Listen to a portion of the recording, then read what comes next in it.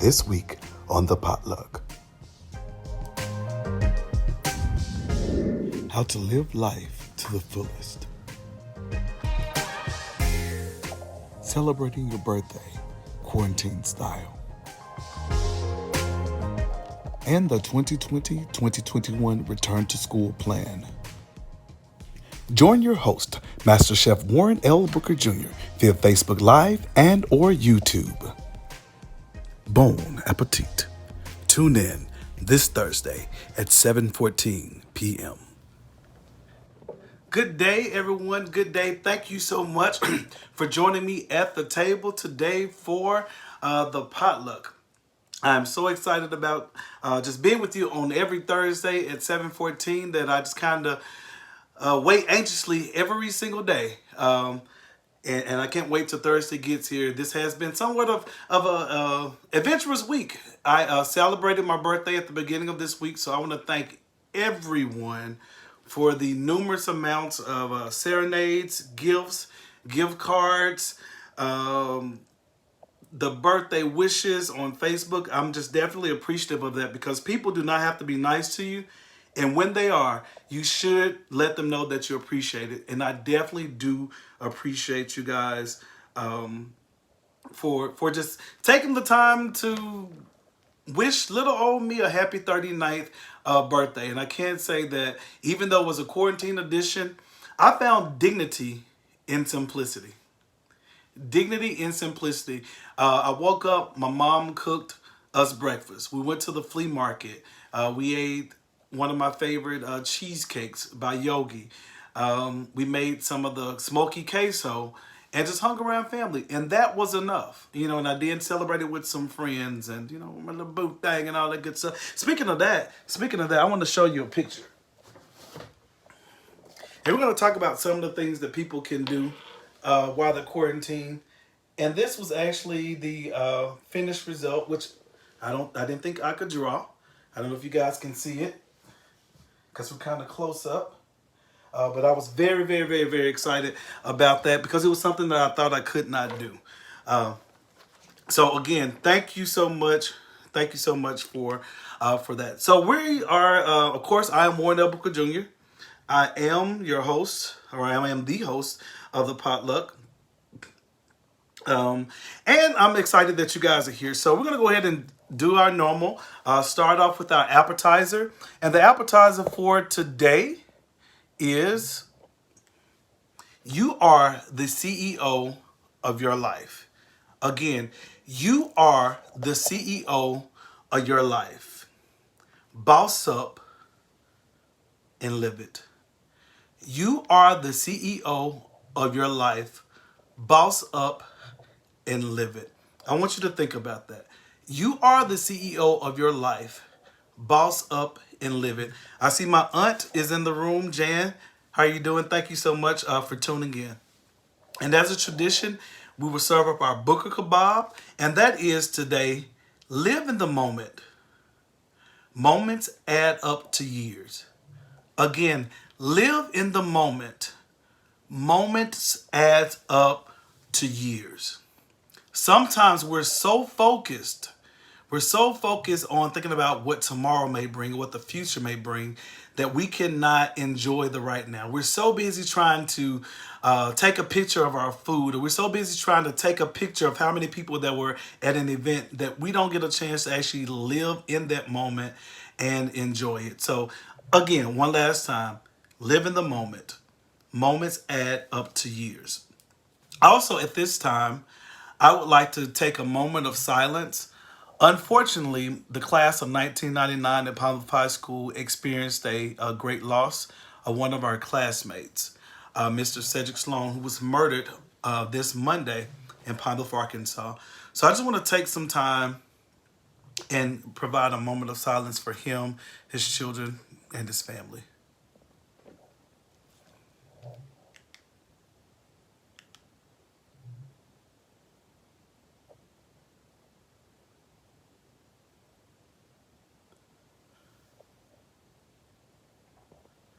Okay, thank you so much. Thank you so much for that. So we're going to go ahead and delve right in because life is but a vapor, so we have to live it.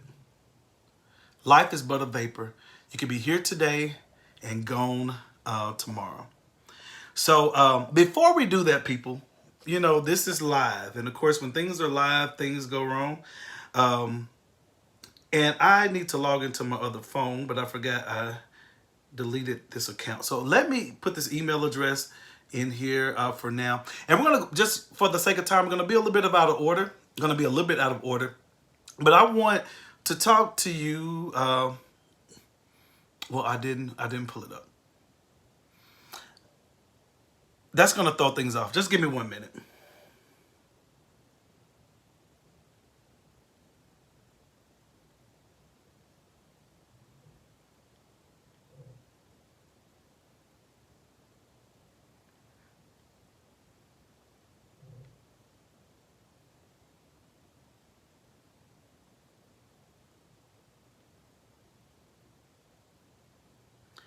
Okay, so I should be logging in here shortly because I do want to see you guys coming in.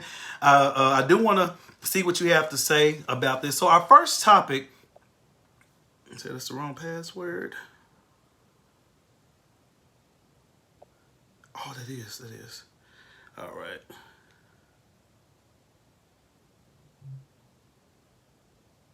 Warren B underscore. Okay, so again, while I'm doing this, I want to give a shout out to all of our Cancers, the people that are born in July. I know that's a Cancer and Leo season. So shout out to all of you.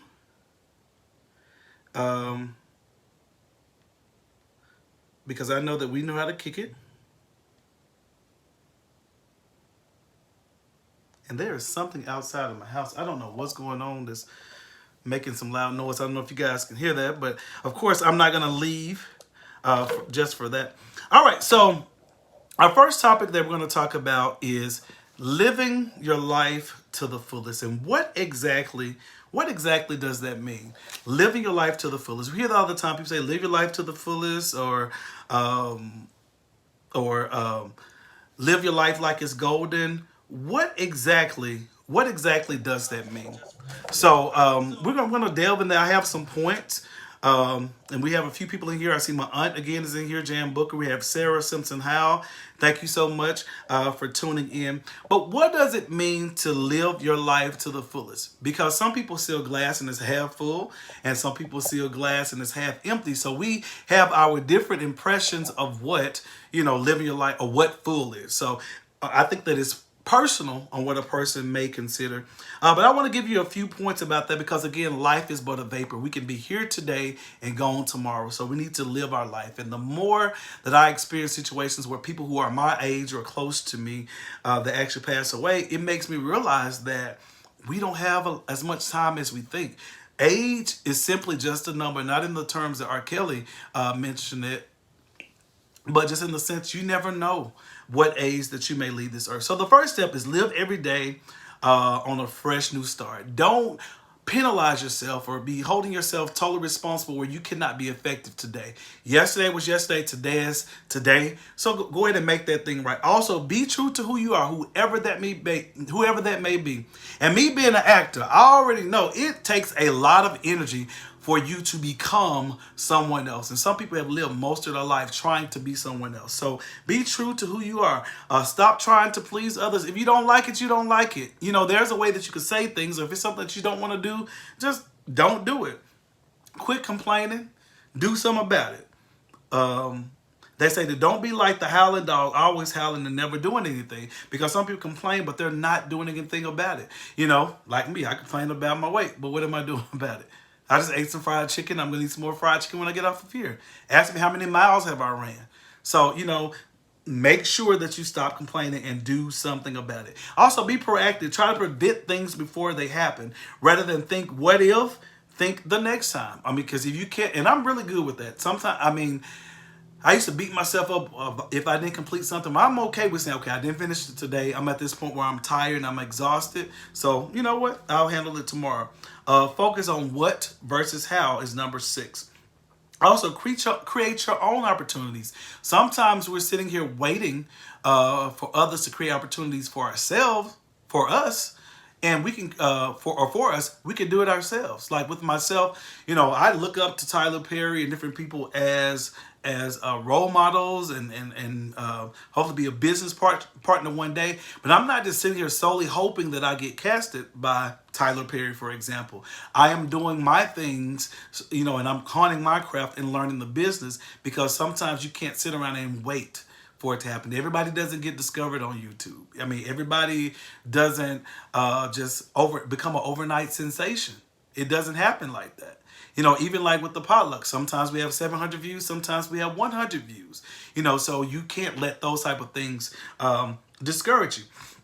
Also, live continuously each day. Stop sleepwalking through life. Wake up, everybody. No more sleeping in bed. Also, I want to know, what do you guys do? What do you guys do to kind of live your life to the fullest? Be committed to your growth. Know your inner self. Discover your self-purpose. Live in alignment with your purpose. Knowing what your purpose is very important, and you have to work towards that. You cannot say that you want to be a famous singer you never sing. You should be singing every single thing like they did in Hamilton. Song everything, rapped everything. Discover your values. Like, what do you value in life? Set your life commandments. Hold yourself to the highest conduct. There are certain things that you cannot do. And there are definitely some things that you do not do in public. I mean, I'm kind of challenged, like to have fun, but there are certain things that I cannot do. Stop putting life on hold. Create your life handbook. Design the ideal life and set your goals. Not only set your goals, but live those out. And those are just a few tokens or nuggets that I want to share with you about living your life to the fullest. I mean, I say live your life with no regrets. Those things that you want to do, go out there and do it. Like if you want to go zip lining, go zip lining. If you want to go rafting, go rafting. I mean, just taking care of yourself, that's also important. Renee Caldwell said that my purpose is to be your partner. Thank you, thank you, thank you, thank you. And when I tell you, my co-teacher, she is the best. She is awesome. She work out a whole lot of things for the students that I could not do. She has to connect or whatever. So for that, I am very appreciative, and we get along really, really well. So that's a plus, and that's definitely a good thing. So know your purpose and live in that. And also remember, don't let fear trick you, because fear is false evidence appearing real. False evidence appearing real. And sometimes out of fear, we will not do certain things. So again, live your life to the fullest. Even though we're quarantined, be creative and still live your life to the fullest, because you will find yourself kind of getting depressed. And I felt myself going down that lane a few times and having to pull myself out of that. So unless you guys have something else for that topic, we'll move on to the next one. But the second topic is birthday celebrations, quarantine style. Like, I just had a birthday, and I will say that I'm sitting here smiling. I had fun. I was indeed blessed. I mean, I just had fun. And again, like I told you, I found dignity and simplicity. So my July people, or people in the past, anybody from January to July, what are some of the things that you may have done for your birthday? Of course, most people normally have parties, and you go out to restaurants and you do different things, but those who were wise did not do all of those things. They didn't want to put themselves at risk, nor did they want to put others at risk. Some of the things, for those people that have birthdays that are coming up, I could suggest that you have like a virtual happy hour where you log on to Zoom or Google Duo or something like that with all your friends. If you want to take shots, hey, take shots. Whenever somebody blow the whistle or something like that, have fun, reminisce. You can incorporate a slideshow from when you were a baby to the present. You can take a photo shoot. Most of the time you're taking a photo, the photographer is at least 6 feet away, most of the times. So go out and have a photo shoot and do a slideshow on Facebook. I love karaoke. You can do karaoke via virtual. You can do virtual karaoke. That is an option. You can have an intimate celebration where it's you and your wife, you and your husband, boyfriend, girlfriend, or whatever, where it's just the two of you, and you could just create moments that will never be forgotten. That's my testimony. Also, you can do an outside movie, like get a projector or rent a projector, one of the blow up projectors, and project a movie or something out there and invite some of your neighbors and just have a movie night outside. You can rent a limo. You could just get together with some people and do a cooking class. You could do painting with a twist. Painting with a twist. Something like that. And as you can see, I did do it. My signature is right there, or my initials are right there. And I'm sorry, people, I'm very excited about that piece. That's right, Victoria. Virtual karaoke, that is an option. I didn't do it, but hopefully someone has a birthday that's coming up here shortly. So just be creative and think outside the box. I know a lot of people have done the drive-by parades, and that's cool too. That's cool too. So don't sit in the house. Don't get depressed. I mean, I was happy with just going to the flea market. I hadn't been to the flea market in years. To be with my family, it was awesome. So, but celebrate. Because like I stated, life is but a vapor. Live it. Because you can be here 1 minute and gone the next. Because I've realized when people pass, well, like, I just talked to them 3 hours ago. I just talked to them. Exactly. You could be talking to me right now at 7:31 and 7:32. I am no longer here on earth. And you're right, Victoria. No birthday needed. We could work that out. Let's set a date. I will get a set together and we will rock it out. So yeah, let's talk. Send me a text and we could definitely work that out. What are some of the things that you guys may recommend for people who have birthdays coming up? Or what are some of the things that you may have done? If you don't mind sharing that, please do. Alrighty, so with that being said, we have, I guess, a situation here, not just in Little Rock, but in America. We know that it's almost school time, and I actually go back to work on August the 3rd, and I've realized now that the students will return August 24th and no later than August 26th. That's what has been communicated to me as I've been watching television. So I'm an educator. However, a lot of you guys are parents. So my question is, are you prepared? What decision are you making for sending or not sending your children back to school for the virtual learning option? And I'm assuming that is still available. With that being said, okay, how are you doing, Erica Williams and Kimla Kennard? OE stated that I worked on improving my home. Hey, if that's how you want to celebrate your birthday, you can remember that I gutted out my bathroom on my birthday. Yeah, I think that is definitely great. All right, so for the 2020-2021 return to school plan, first off, some people are asking, is there one? And again, are you sending your children back? Let me hear back. And also, there's been threats about cutting funding. And I did see one statistic that stated that 90% of districts are funded by the state and 10% by federal government. So, of course, you can feel that, but it's not as impactful as some may think. But this is a very serious thing. This is a very stressful thing. We don't know what we're going back to. But I did have a chance, and I have some excerpts from our Vice President Pence. I want to listen to him, and then we'll just come back and we'll talk about that. As we see to the needs of our states and we focus on the health care of the American people, we're working to reopen America and to reopen America's schools. Yesterday, President Trump convened a summit of education leaders and health officials at the White House.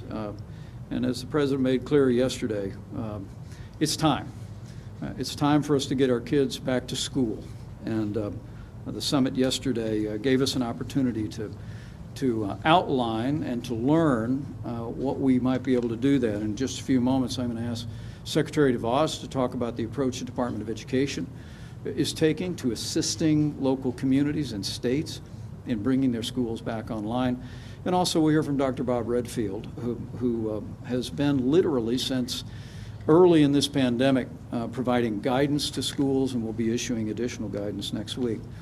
I wouldn't want to pass the opportunity, though, not just as Vice President, but as someone who's been married to a school teacher now for 35 years, just to say thank you to all the teachers out there.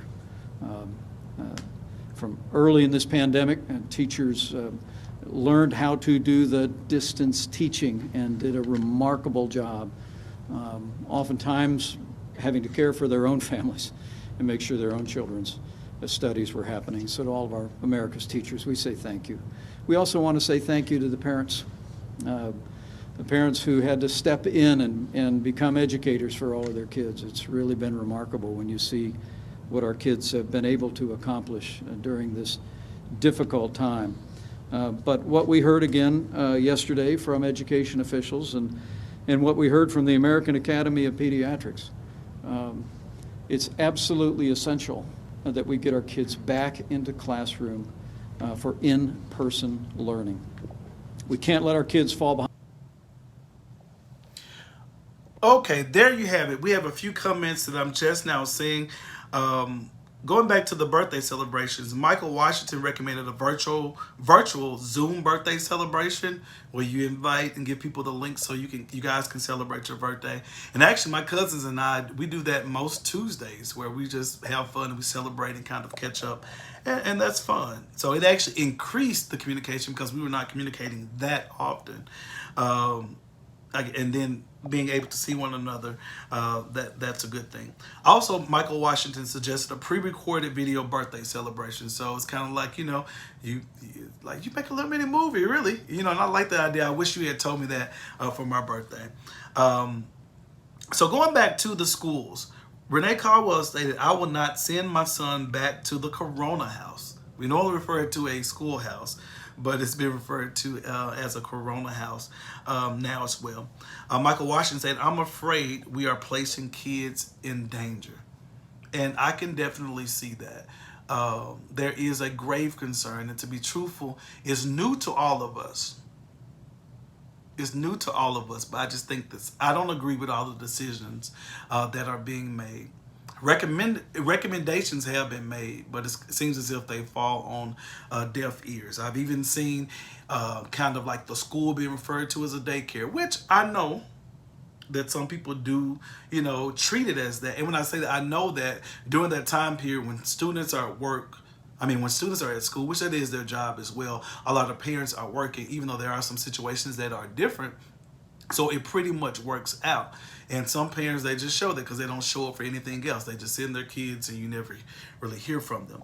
However, we don't know what we're entering.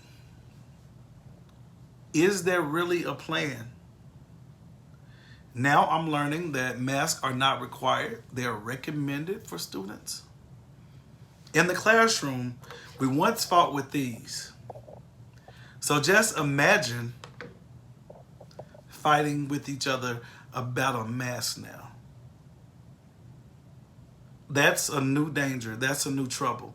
However, this right here, it's disrespectful to use it. It's against the rules. But coronavirus, COVID-19, that can be deadly. That can not only affect the people in that room, not can only affect the teacher, but anyone that they come in contact with. And not only that, that's more than likely not going to kill them. However, this virus has and could possibly kill someone. And just think about it. I was a teenager. I did stuff. I was in high school. Just imagine this. Teacher tells you to wear a mask. You don't want to because you're hot, which we're all probably going to be hot. So you decide to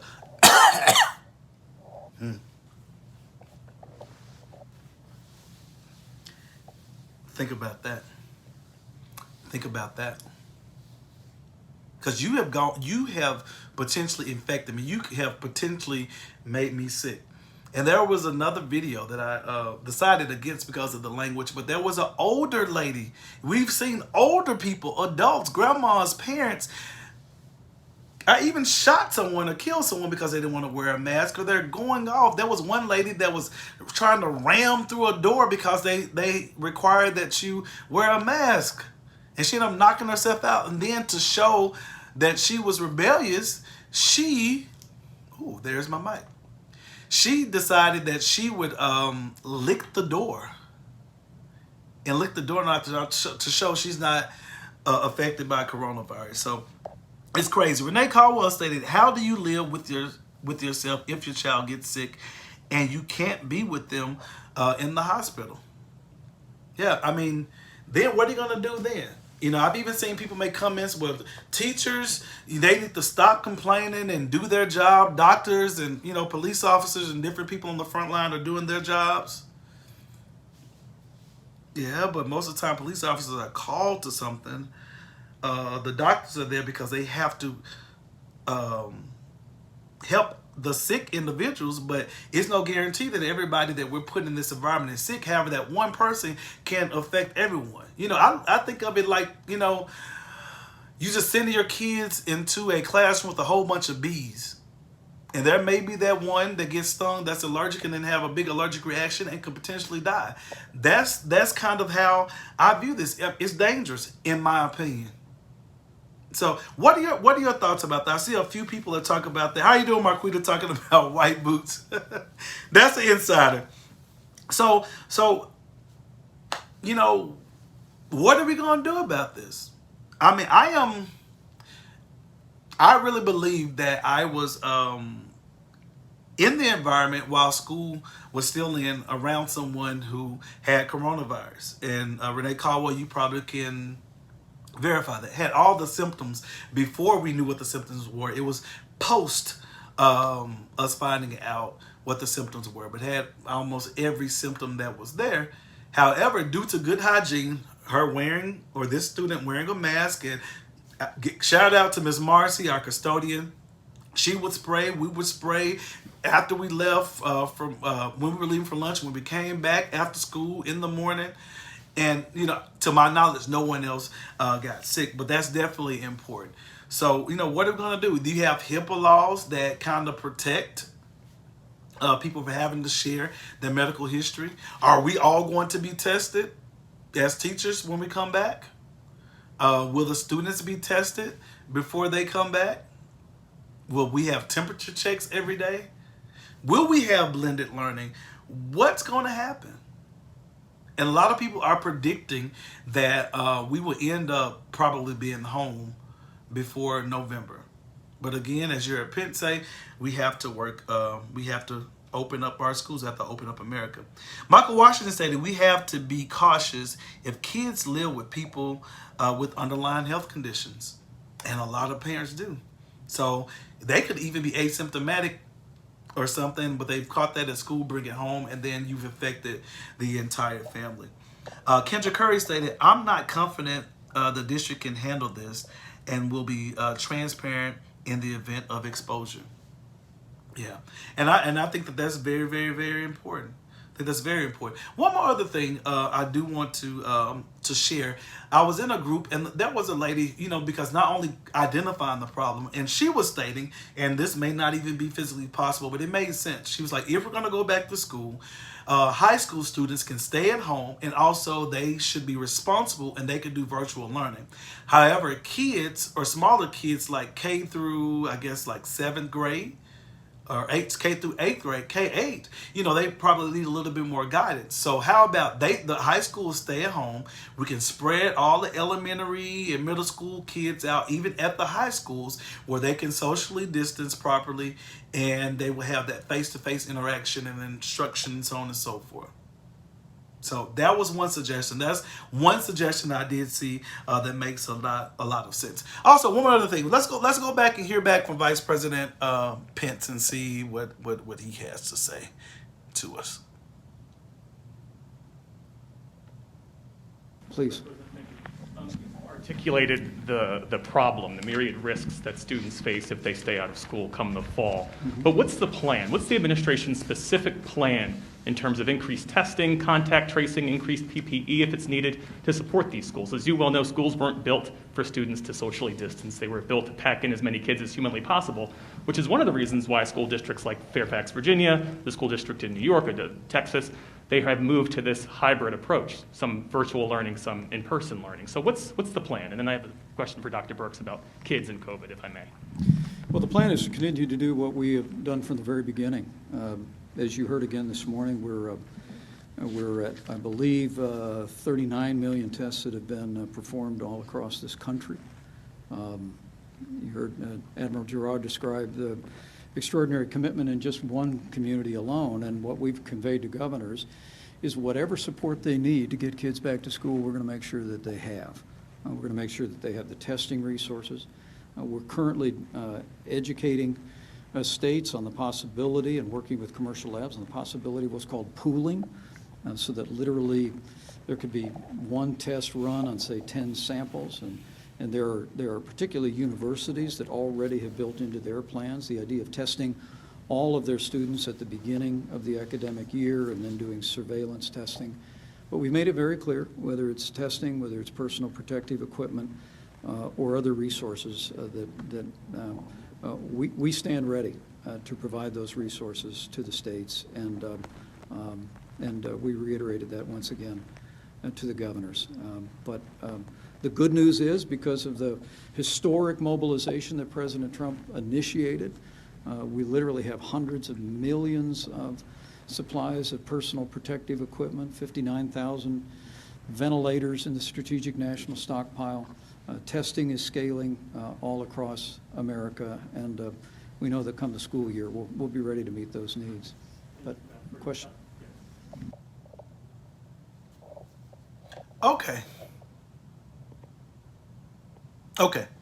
So the question was, what is the plan? What plan is put into place for us to basically return back to school? And of course, it's historic. It's things that has never been done. But did y'all hear a plan? I didn't. Besides PPE, I didn't hear a plan. But what I did hear is that we have a lot of tests. Yeah, I mean, in school, yeah, that's what we do. We test. Of course, having the test and giving the test versus infecting people, that's two different things. And you're probably going to have more positive tests because you're putting people around one another. And then you have ventilators. So to me, that is reactive. You got tests, you got ventilators. How about not exposing them so you don't have to use any of those? So I just honestly, I don't know. Kendra stated, I wish high school could select in-person versus virtual based on each class. My child needs to go to class for algebra too, but can do well with the rest of the subjects virtually. And I do. I get that. Definitely for me, for algebra, I would need face-to-face. So I do get it. Me as an educator, I am trying to figure out ways that I can still make or help my students learn where it's as effective or as I can make it virtually as possible. I've been thinking in my mind, how can I socially distance my classroom, which with my classroom, if we have 3 people in there, we can barely be 6 feet apart. So, it is a challenge. And even though we're on summer break, we are already at school mentally trying to figure out how we are going to take on this next year. I guess the students coming back has been extended, so maybe within that week we can create this master plan that may possibly work. I honestly don't know.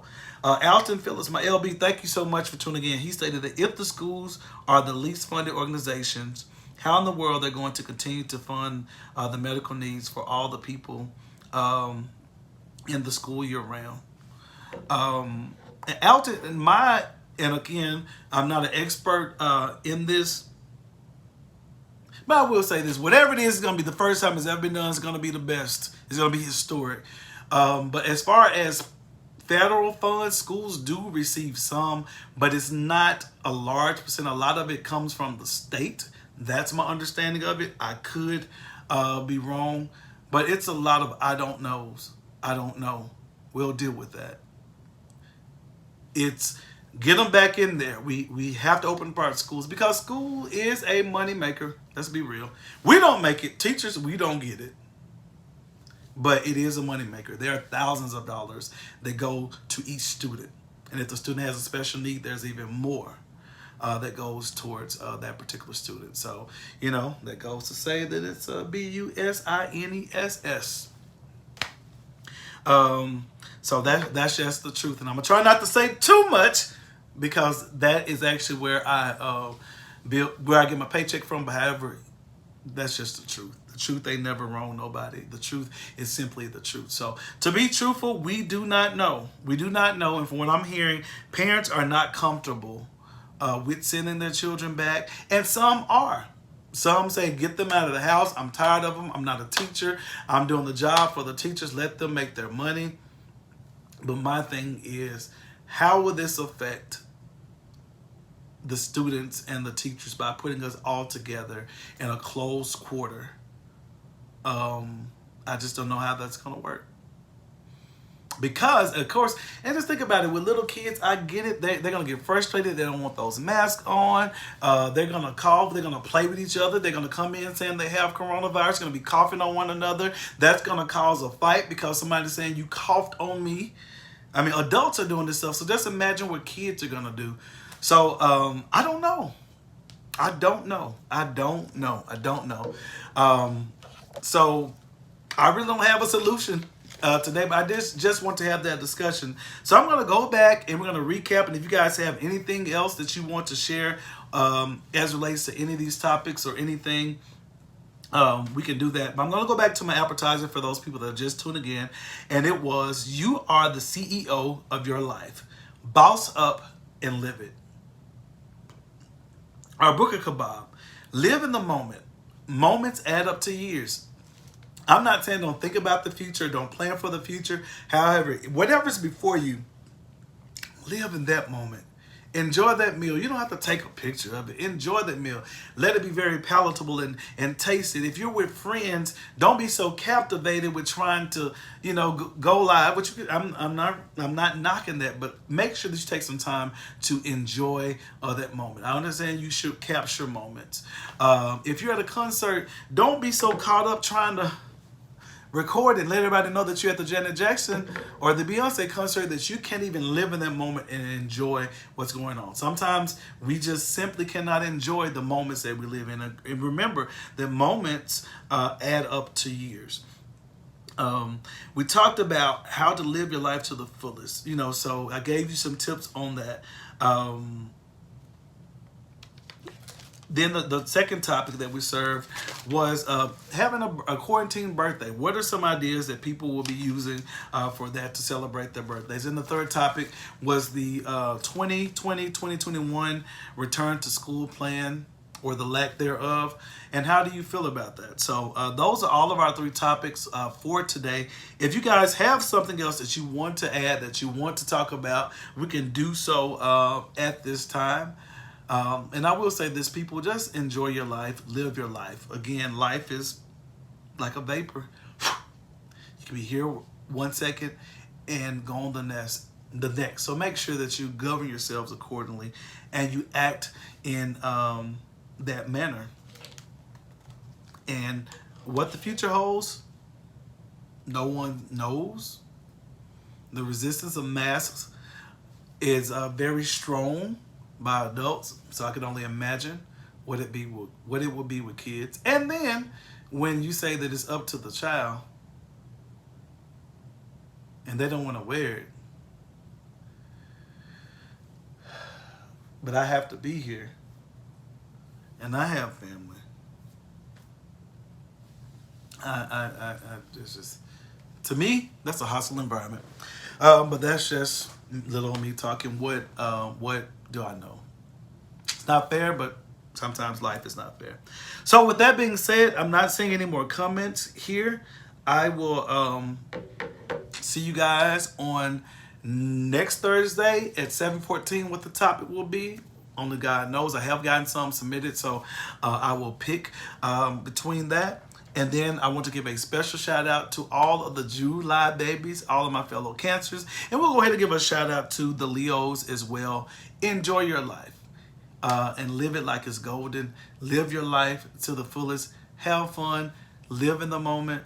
And hey, you got to make a choice whether you're going to send your kids to school or not. But make sure that you make the best and the right choice. Don't let people tell you how you should, I guess, whether you should not put your children at risk or not. You make the best decision as their parent. That's your responsibility, and you are held liable for that child. With that being said, I will say, people, thank you so much for tuning in to Potluck. Tuning into the Potluck Webcast. I know you could be doing anything at this time, but you chose to be right here with me. Please like, tag, and share this video because someone may get something out of it that may help them. And last but not least, again, I do want to dedicate this particular episode to my classmate, Mr. Cedric Sloan, who was a wonderful classmate, an entrepreneur, a chef, and a great father. Cedric, we will miss you. We love you, and your class loves you, and it has been shown. I know you're looking down and you're smiling on the 1999 class from Pine Bluff High School. Until next time, people, be sure to be safe and be careful. Wear your mask and be safe. Again, thank you for tuning in. I'm signing off.